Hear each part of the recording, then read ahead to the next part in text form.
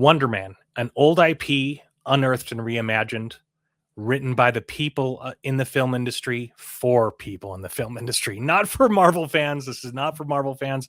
This is for people who live in LA, who want to be in movies, who are working to try to be in Marvel movies. This is a TV show for the aspiring actors trying to get in Marvel movies. That's what it seems like.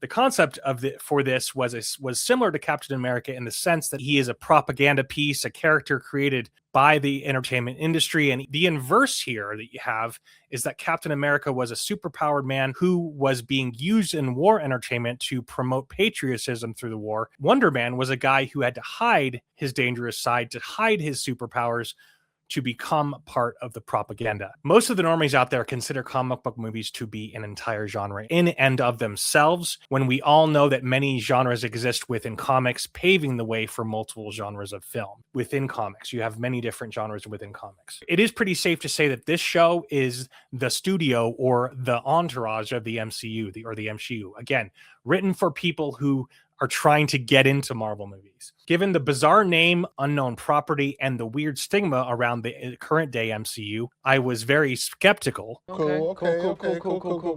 No doubt. And when we saw the trailer showcasing the controversial race swapping being openly discussed, sorry, you crazy. We couldn't help but wonder if the potential shit show that could launch us into more online division and fighting the other side over a modern Disney slop fest disguised as a meaningful production and glass ceiling breaking tool. Given their track record, especially after puking every 20 minutes while trying to digest horrible insults in The Falcon and the Winter Soldier, we were all wondering how ridiculously woke and unnecessary this could and would have been. After seeing this show, I can say that although this art film pandering to Hollywood elites that don't like comics is seriously lacking in action, but makes up for it with strong, compelling characters and good acting. So Abdul Mateen is a great actor. He plays an aspiring actor who is obsessed with getting everything right. And as a result, he ends up micromanaging and testing our patience. We end up following him into several awkward, cringe-worthy moments as he displays this need to overdo it. Never satisfied with a complete backstory to help him craft each and every line and each and every emotional interpretation, Simon continues to draw us in with a mandate on perfection. All of this needing to be perfect ends up hurting his career, as you are only good as your ability to be tolerable around the people that you work for and work with.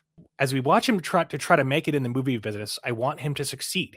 He is enjoyable to watch because he is immersed in the world, the character trying to hide his secret while achieving a near impossibility. He is an honorable man, judged by his family, and in particular by his brother, and sometimes loses his temper. You see his character grow and change. We see him becoming something more, and the most of this change is accompanied by this evolving friendship of Trevor Slattery in episode 7. We see where Simon admits that to his ex-girlfriend that he's been, narcissist or whatever, he's been self-centered. And immediately after that, he uncovers the truth about his new friend, about Trevor, played by Ben Kingsley. And it is a common trope, of course. This is something that we've always seen before, where someone infiltrates and then becomes their friend. And then, oh no, you betrayed me, but the whole time you were doing this, you were doing that. It's a common trope. But in this particular situation, it ended up working. It worked well. I did care about their friendship. I cared about what happens to them. I wanted to see them to continue to be friends.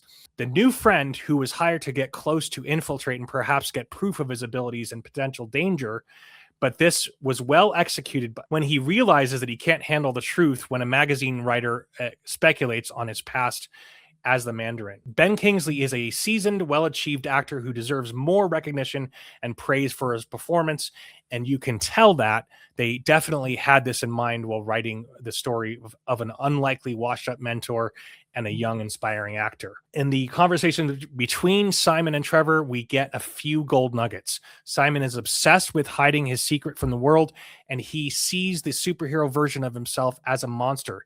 He says that the real him would be kicked out of here and never be able to act again, whereas Trevor tells him, no, the real you is the sum of everything that you have experienced. When Simon loses his telekinesis temper in the empty studio lot building, Trevor sees the opportunity to be the hero by taking the fall for the explosion and becomes the Mandarin again, becoming menacing and comical. This is all realized to an even finer point on the friendship that has been built. The existing story of Trevor betraying Simon in the public eye runs parallel or inversely to the story in the script of the movie that they were filming. And so in that particular scenario, you have two characters who are best friends in the movie. Those same one betrays the other. And so the character betrays him, but in the real life version of it, they don't. He doesn't betray his friend. He doesn't let him go.